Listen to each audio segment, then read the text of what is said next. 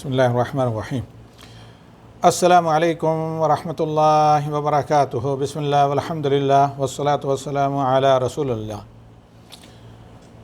حضرات خواتین اور معزز سامعین ہیں، آپ لوگوں کی معلومات کے لیے یادش بخیر میں 7:45 بجے سے ہوں۔ اب مجھے تقریباً کم و بیش 45 سے 50 منٹ ہو گئے ہیں، لیکن آپ لوگ خرامہ ابھی ظاہر ہو رہے ہیں یہاں پر زوم پر۔ میں فیس بک پر تھا اور ویڈیو ریکارڈنگ درس تفسیر کی ہو رہی تھی۔ خیر، آج کا درس جیسے کہ آپ نے القلم گروپس میں القلم ٹیم کے ذریعے جزاہم اللہ خیر اعلانات میں سنا، موضوع ہے روح القدس اور تفسیر ہے آیت نمبر 87 سورہ البقرہ کی، اور پھر آئندہ ہفتہ انشاءاللہ آیت نمبر 88 سے لے کر کوشش کریں گے 90 تک ہم تفسیر کریں۔ تو آئیے سب سے پہلے اس آیت کی تلاوت کرتے ہیں اور اس کے بعد اس کی تفسیر، پھر آپ لوگوں کے لائیو سب سے پہلے بلا کسی تاخیر کے سوالات سنیں گے، ان کے جوابات دے کر آپ کو اللہ کے حوالے کرتے ہوئے ودا کر کے ہم بھی رخصت ہوں گے آج کی اس نشست سے۔ تو آغاز کرتے ہیں آج کے درس تفسیر کا، اور موضوع ہے روح القدس یعنی جبریل امین علیہ السلام۔ اگرچہ آیت نمبر 87 بھی پہلی آیات سے ریلیٹڈ ہے، اس کا ٹاپک اور موضوع، جس میں یہود کے ایمان کی نعمت سے محروم ہونے کا سب سے بڑا سبب اور ہدایت کے بجائے گمراہی کو خریدنے کا سب سے بڑا سبب جو بیان کیا ہے، اس میں امت محمدیہ کے لیے یہ درس عبرت ہے کہ ایمان، تقوی اور علم و بصیرت کے حصول کے سلسلے میں آدمی کے سامنے تکبر اور نخوت اس طرح کی کوئی چیز حائل نہیں ہونی چاہیے، رکاوٹ نہیں بننی چاہیے، آڑے نہیں آنی چاہیے۔ اور یہود کے مغضوب علیہم ہونے کا سب سے بڑا سبب ان کا استکبار تھا، تکبر اور سپریارٹی، سپرمیسی۔ اسی طرح یہودی ازم جس کو کہتے ہیں، اپنا خاندانی یعنی تمام قوموں سے اپنے آپ کو برتر سمجھنا، اور ساتھ ہی ساتھ اپنے آپ کو رب کے فرزند اور محبوب سمجھنا بلا ایمان و عمل کے، جبکہ اللہ کا محبوب وہ ہوتا ہے جو ایمان کے ساتھ ساتھ ایمان کے تقاضوں کے مطابق عمل صالح کرے۔ تو آئیے آیت نمبر 87 سورہ البقرہ کی تلاوت کرتے ہیں، پھر ترجمہ اور تفسیر۔ اعوذ باللہ من الشیطان الرجیم، بسم اللہ الرحمن الرحیم۔ وَلَقَدْ آتَيْنَا مُوسَى الْكِتَابَ وَقَفَّيْنَا مِن بَعْدِهِ بِالرُّسُلِ وَآتَيْنَا عِيسَى ابْنَ مَرْيَمَ الْبَيِّنَاتِ وَأَيَّدْنَاهُ بِرُوحِ الْقُدُسِ أَفَكُلَّمَا جَاءَكُمْ رَسُولٌ بِمَا لَا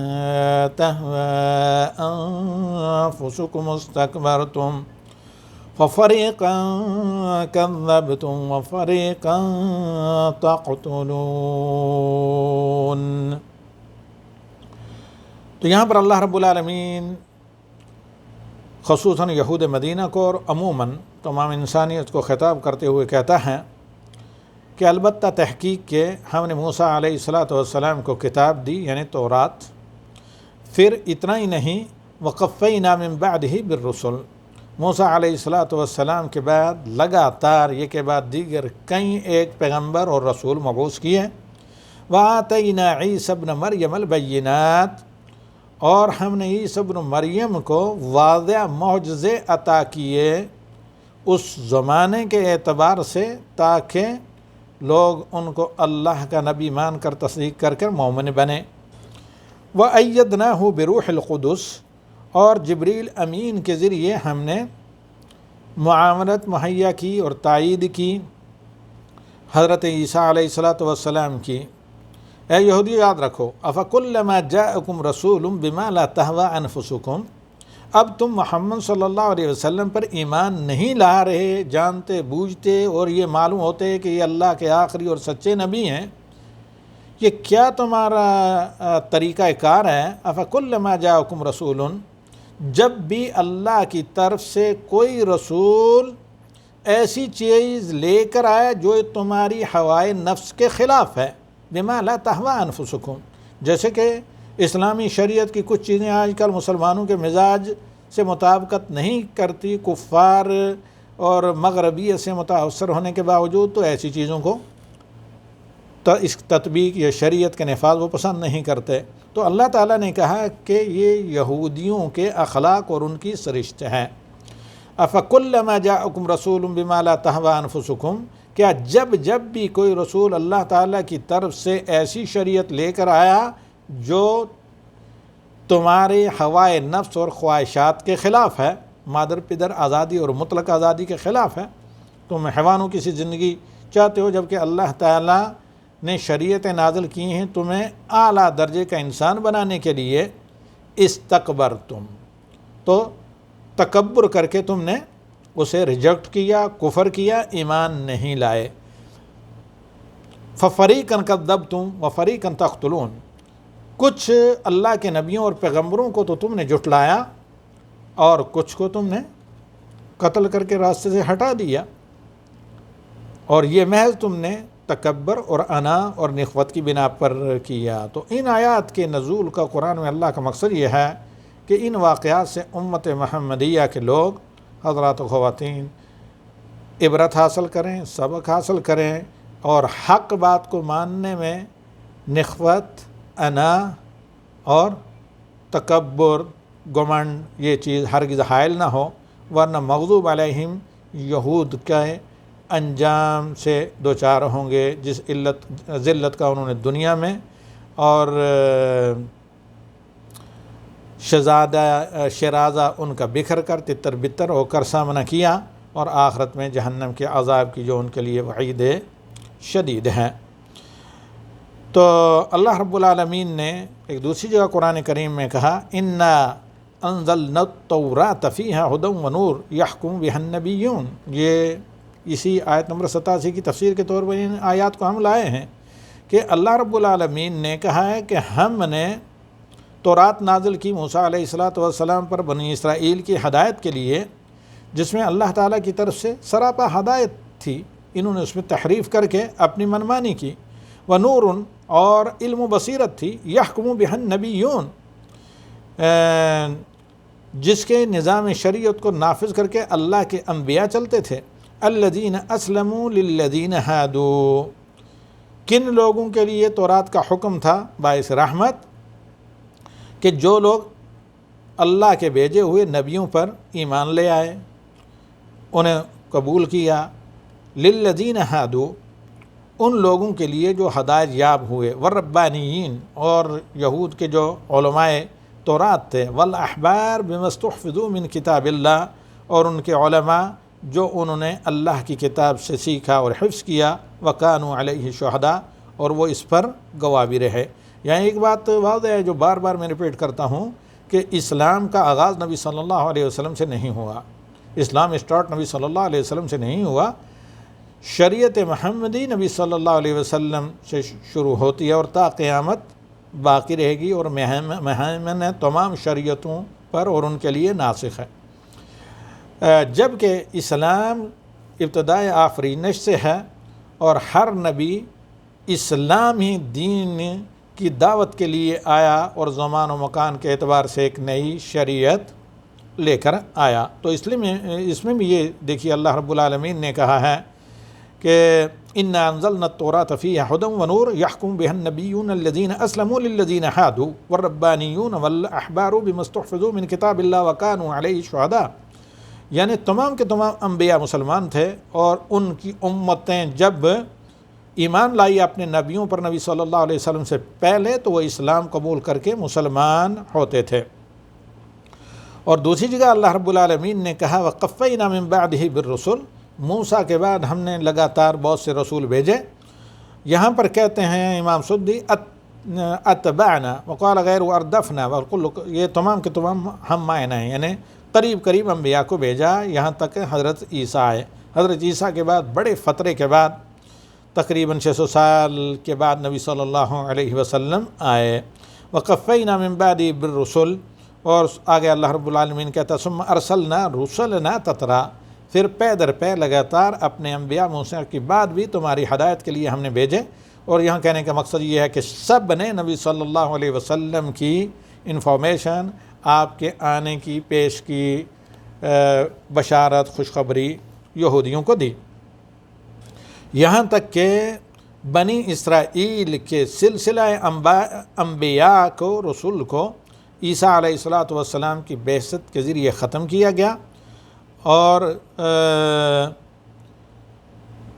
حضرت عیسیٰ علیہ السلام نئی شریعت لے کر آئی، جس میں تورات کے علاوہ یا تورات کے احکام کے مخالف بعض احکام تھے جو انجیل میں اللہ رب العالمین نے نازل کیے عیسیٰ علیہ السلام کے ٹائم اور زمانے کے مطابق۔ اس لیے اللہ رب العالمین نے عیسیٰ علیہ السلام کو بعض وہ معجزاتی نشانیاں عطا کی جو اس زمانے کے عین مطابق تھی، یعنی علم طب اور میڈیکل سائنس جو بہت عروج پر تھا عیسیٰ علیہ السلام کے زمانے میں۔ جالیزوس، سقراط، بقراط، یہ سب کے سب تقریباً حکماء اسی دور کے تھے۔ تو ان معجزات میں سے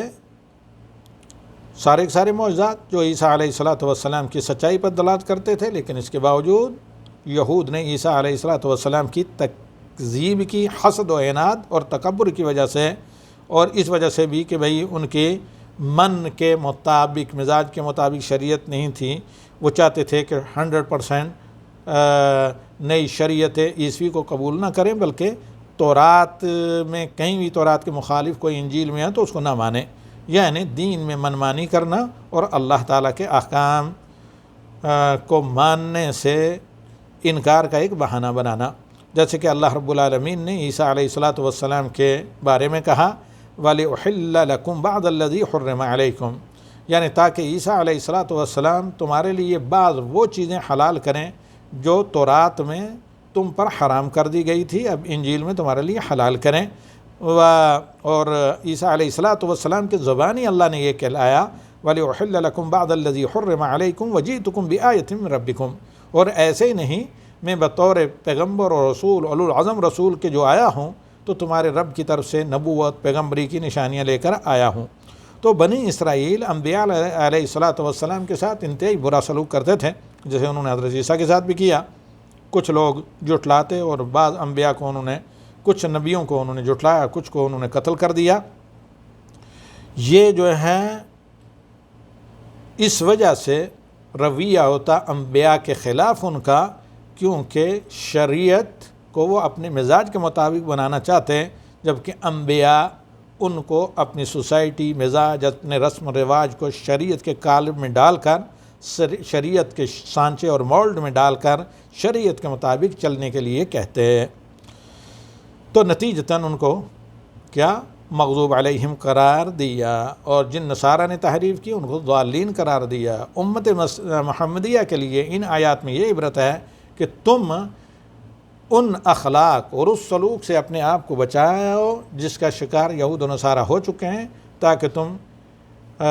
نصارہ کی طرح ضالین، بلا علم و بصیرت کے اللہ کی عبادت کر کے، جہالت کے اندھیرے میں رہ کر اللہ کی عبادت کر کے گمراہ نہ ہو جاؤ، ضالون نہ ہو جاؤ،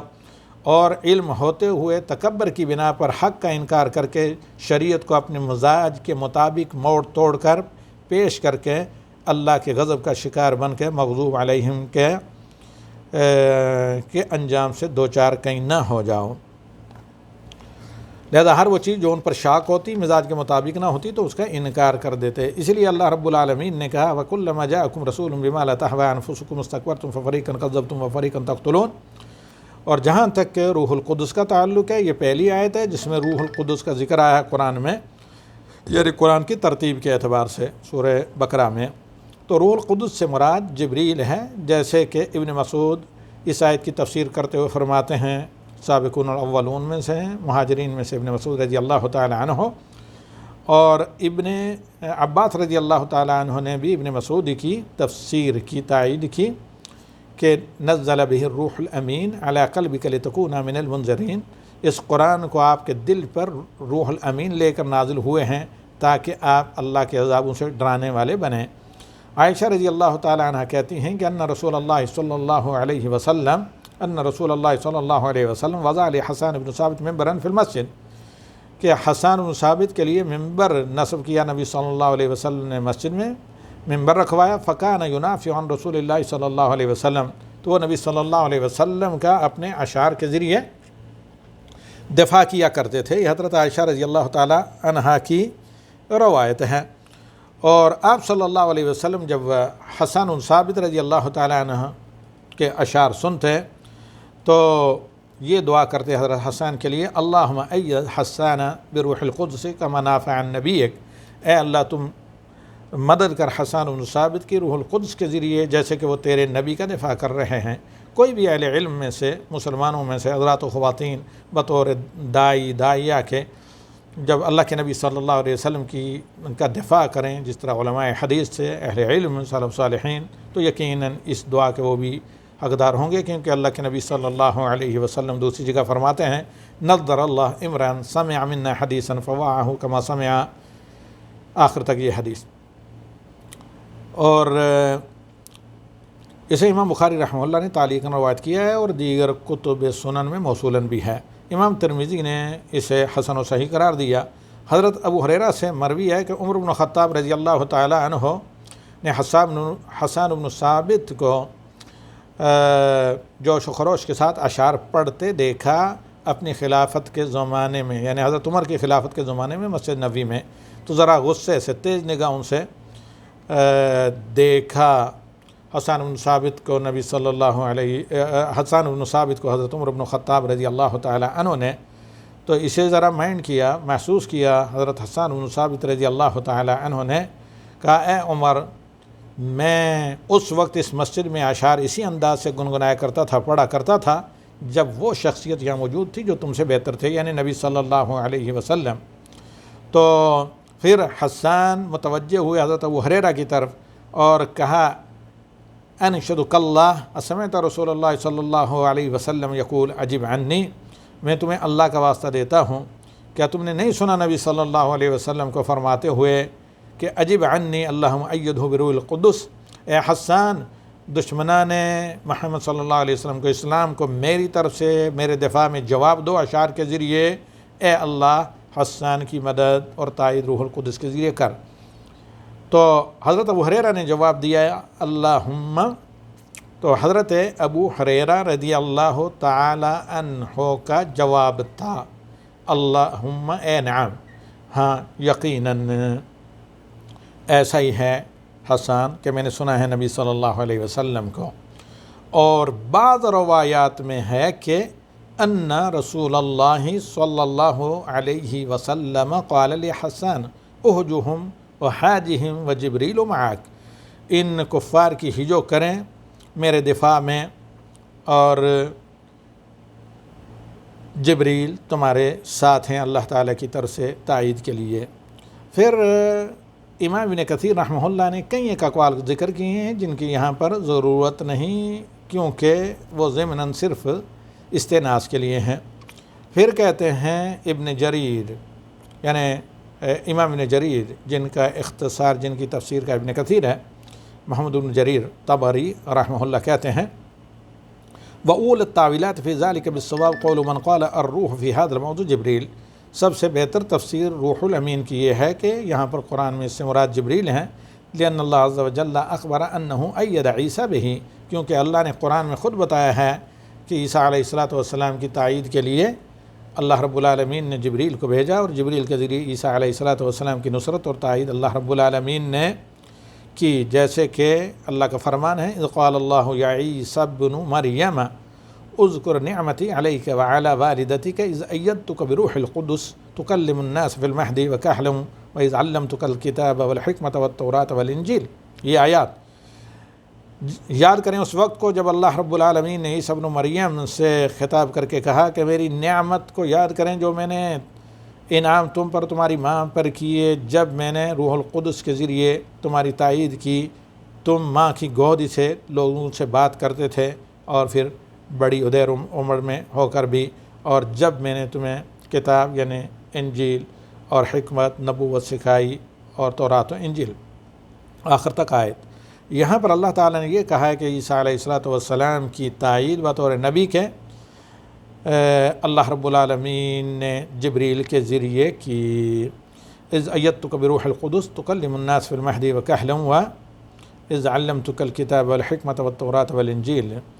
اب یہاں پر مقرر جو اللہ رب العالمین نے ذکر کیا ہے، تو یہ اس بات کی دلیل ہے کہ پہلی والی آیت میں اس سے مراد یعنی پہلے اس سے تائید سے مراد روح القدس جبریل ہیں اور دوسرے سے تورات و انجیل۔ اور اللہ رب العالمین نے اپنی کتاب میں ہمیشہ اپنے بندوں کو خطاب بہت سے فوائد اور درس اور عبرت کے طور پر مختلف پیرائے میں کرتا ہے، اور اسی طرح مزید دلیل کہ روح القدس سے مراد جبریل علیہ الصلوۃ والسلام ہیں۔ ان آیات کا سیاق اور شروع آیات میں جو اللہ رب العالمین نے اس کا ذکر کیا ہے، اسی پر ہم اکتفا کرتے ہیں، اور آگے انشاءاللہ ہم آیت نمبر 88 سے لے کر 90 تک آئندہ ہفتہ درس رکھیں گے، درس تفسیر باذن الواحد الاحد۔ ایک سے زیادہ ٹاپک کا ہم آئندہ ہفتہ انشاءاللہ العزیز جائزہ لے سکتے ہیں۔ اور اسی طرح روح سے مراد، روح الامین سے مراد یا روح سے مراد قرآن کریم اور احادیث میں جبریل امین ہے، اس پر سب سے بڑی مضبوط دلیل سورہ قدر، انا انزلنا فی لیلۃ القدر وما ادراک ما لیلۃ القدر لیلۃ القدر خیر من الف شہر تنزل الملائکۃ والروح۔ ملائکہ کا عموماً ذکر کر کے جبریل امین کی مقام و مرتبے کے اعتبار سے خصوصیت کے ساتھ اس صورت میں آخر میں ذکر کیا، جیسے کہ مستند تفسیر اہل علم سے سورہ قدر کی ثابت ہے۔ ھذا وصلی اللہ علی النبی وآخر دعوانا ان الحمد للہ رب العالمین۔ جی میرے احباب، آپ لوگوں کو کچھ پوچھنا ہے یا بند کریں؟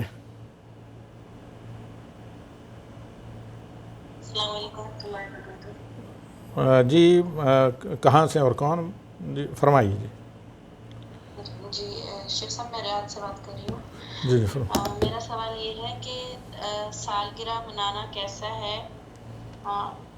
اور اگر کوئی آپ جیسے بچے ہیں ان کے دوست ہیں تو وہ اس طرح بلاتے ہیں ایک دوسرے کو، تو ان کو پھر کیسے سمجھایا جائے اگر یہ ٹھیک نہیں ہے، تو اس کے بارے میں بتائیے گا۔ وعلیکم السلام ورحمۃ اللہ وبرکاتہ۔ بہت آسان ہے یہ چیز سمجھانا، آپ لوگوں کے لیے اتنا مشکل نہیں جتنا عہد نبوی میں صحابہ یا صحابیات کے لیے تھا۔ شروع میں جب اللہ کے نبی صلی اللہ علیہ وسلم کی شریعت بعثت کے بعد لوگوں میں متعارف ہو رہی تھی، انہیں چھوٹے بچوں کو یہ کہا جا سکتا کہ ہم مسلمان ہیں، اور مسلمان وہی کام کرتا ہے جس میں اللہ کی رضامندی ہے، اس طرح کے کاموں سے اللہ تعالیٰ راضی نہیں ہوتا۔ یا ہمارے نبی جو ہم کلمہ پڑھتے ہیں، کیونکہ بچے کو سب سے پہلے جب بولنا سیکھے تو پڑھایا جاتا ہے لا الہ الا اللہ محمد رسول اللہ، اللہ کون ہے؟ آسمانوں کی طرف جس نے ہمیں پیدا کیا، اور محمد صلی اللہ علیہ وسلم جو ہمارے نبی ہیں، وہی اصول ثلاثہ قبر میں جو پہلے 3 سوال ہوں گے، اور ساتھ ہی بتایا جائے کہ ہمارے نبی صلی اللہ علیہ ہمارے رب نے اس سے منع کیا ہے، اور ہمارے نبی صلی اللہ علیہ وسلم نے ایسا کام نہیں کیا۔ جب بچوں کے دل میں ہمیں اچھے طریقے سے یاد ہے کہ دین کی محبت 3 4 5 کے اندر ہی بہت گہری تھی، تو اس عمر میں بچوں کو پرائمری سے پہلے جب انہیں معلوم و مقام اللہ کا، اسلام کا، کفر کا، محمد صلی اللہ علیہ وسلم کا صرف اتنا ہی پتہ ہو کہ لا الہ الا اللہ محمد رسول اللہ ہم کیوں پڑھتے ہیں، تو ان کو بتایا جائے کہ یہ ان اصول و ضوابط کے خلاف ہے۔ جس طرح اس سے بھی LKG کے بچوں کو بتایا جاتا ہے کہ اسکول کے رول یہ ہیں اور تمہارے نرسری کے رولز وغیرہ یہ ہیں، ان کی از حد پابندی کرتے ہیں، تو اس طرح ان بچوں کو سمجھایا جا سکتا ہے۔ ایسا کرنا گناہ ہے، کیونکہ چھوٹے بچے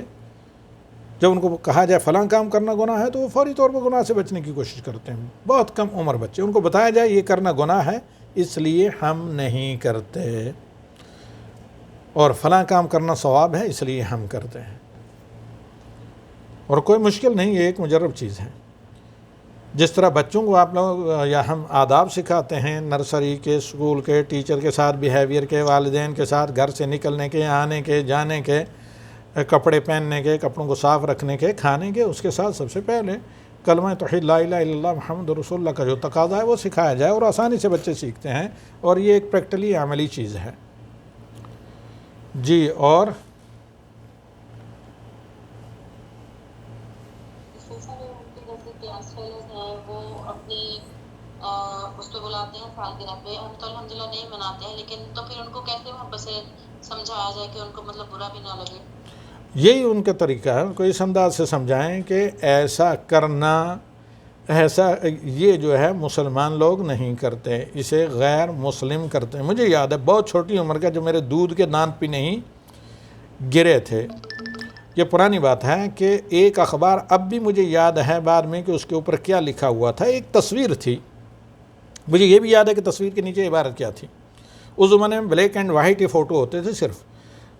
اب اس میں کوئی سودا سلب کیا چیز آئی تھی تو میرے ہاتھ میں تھا، تو میری والدہ غالباً کوئی کھانا بنا رہی تھی، چولہے کے پاس بیٹھی تھیں، حالانکہ میری والدہ کوئی پڑھی لکھی بہت زیادہ خاتون نہیں. فوراً میرے ہاتھ سے وہ اخبار نیوز پیپر جو پرانا تھا کھینچا، کہا یہ بیٹے اس میں بت ہیں، بت کا مطلب جو پکچر تصاویر ہیں، اٹھا کر چولہے کے اندر ڈال دیا. تو اسی وقت سے ہمیں احساس رہتا تھا کہ کوئی تصویر والی چیز گھر میں نہیں آنی چاہیے، اور یہ بہت چھوٹی عمر کا واقعہ ہے. تو اس طرح اگر آپ بچوں کو یہ سمجھائیں کہ ایک مسلمان کا مطلب یہ ہوتا ہے کہ وہ کام کرے جس سے اللہ خوش ہو. کیسے ہمیں معلوم ہوگا کہ اللہ راضی ہے، ناراض نہیں؟ اللہ ناراض ہوتا ہے تو آدمی مشکلات کا، بیماریوں کا، ان چیزوں کا شکار ہوتا ہے. اللہ راضی ہوتا ہے تو انسان کو دنیا میں بھی خوشی ہوتی ہیں اور آخرت میں وہ گناہوں سے بچتا ہے، جہنم کی آگ سے بچتا ہے. تو اللہ کیسے خوش ہوگا کہ ہم اپنے نبی محمد صلی اللہ علیہ وسلم کے طریقے پر پڑھیں، سیکھیں، اسکولنگ کریں، ساری چیزیں کریں، کیونکہ یہ تمام تعلیمات، آداب و اخلاق نبی صلی اللہ علیہ وسلم کی سیرت میں موجود ہیں. اور جب ماحول درست ہو تو یہ کوئی مشکل کام نہیں. یہاں ہم جانتے ہیں سعودی عرب میں بعض ایسے بچے بچیاں ہیں کہ پورے اسکول میں ایک یا پوری کلاس میں 2 بچیاں ہوتی تھیں جن کے گھر کے اندر ٹی وی اس طرح کی چیزیں نہیں ہوتی تھی آج سے چند 20-25 سال پہلے. وہ پوری کلاس کو رائے راست پر لانے کا سبب بن گئی. میں یہاں کی بتا رہا ہوں ایسٹرن پروونس میں، احسا وغیرہ، دمام میں بعض عالموں یا طلاب علم کی جو بچیاں رہی ہیں، گھر کے اچھے ماحول کی وجہ سے وہ اپنے ساتھ کلاس میں دین سے دور ناواقف بچیوں سے متاثر نہیں ہوتی، بلکہ اپنے آداب و اخلاق کا ان پر اثر ڈالتے. اور اس طرح کی بہت سے بچیاں اب بھی ہم جانتے ہیں. القلم میں بعض خواتین ہیں ایڈمن ٹیم میں جنہوں نے اپنے بچوں کی ایسی تربیت کی ہے کہ اسکول میں جا کر وہ اس طرح کے طور طریقے سے متاثر نہیں ہوتے، افیکٹڈ نہیں ہوتے، بلکہ وہ ایک اعزاز اور ایک افتخار کے ساتھ اس چیز کا ذکر کرتے ہیں کہ نہیں، ہماری ماما نے فلاں کام سے منع کیا ہے، ایسا کام مسلمان نہیں کرتے، لہذا ہم ایسا نہیں کریں گے. تو مزید اس کو میں یہاں ایک ماہر کافی بڑی عمر کے ہیں، شعبہ اسلامیات کے دمام یونیورسٹی میں ڈائریکٹر. انشاءاللہ اس سوال کو میں اس آئندہ منگل ٹیوزڈے کو ان کے سامنے بھی رکھتا ہوں. عربی اردو کو تو میں خود کرتا ہوں عربی سے، جو اس کا انشاءاللہ آنسر ہوگا وہ آپ لوگوں تک پہنچ جائے گا مزید وضاحت کے ساتھ. وقتی طور پر میں سمجھتا ہوں کہ اتنا ہی کافی ہے. جی کسی اور کو؟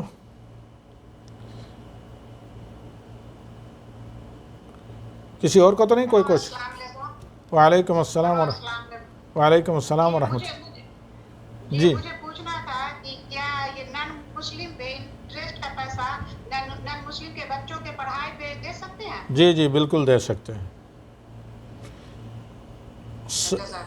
جی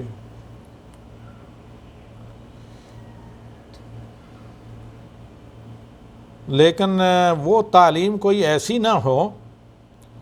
وہ عام روٹی روزی والی تعلیم ہو، کوئی ایسی تعلیم نہ ہو کہ جس کو بعد میں مسلمانوں کے خلاف استعمال کیا جائے.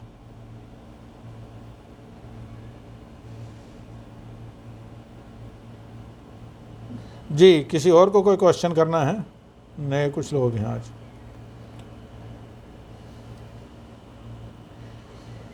تو یہ آج کے جتنے بھی دروس ہیں وہ تقریباً 20 منٹ کے اوپر ہی کے ہیں، لہذا ان تمام کو میں القلم ٹیلی گرام ایڈمن میں پوسٹ کر دیتا ہوں. القلم ٹیم کو چاہیے اللہ جزائے خیر دیں کہ وہاں سے آپ لوگ انہیں کلیکٹ کر لیں، کیونکہ 1 سے زیادہ 3 کے قریب صرف تفسیر کے کلپ ہیں، کیونکہ آج میں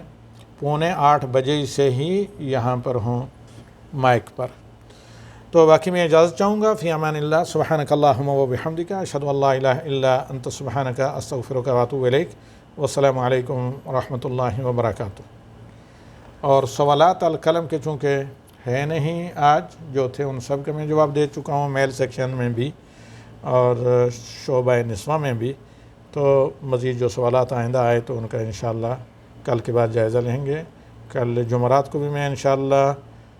اگر فری رہا، القلم ٹیم کی طرف سے آپ لوگوں کے لیے اعلان آیا تو 12:30 بجے سعودی ٹائم کے اعتبار سے لائیو آؤں گا زوم پر.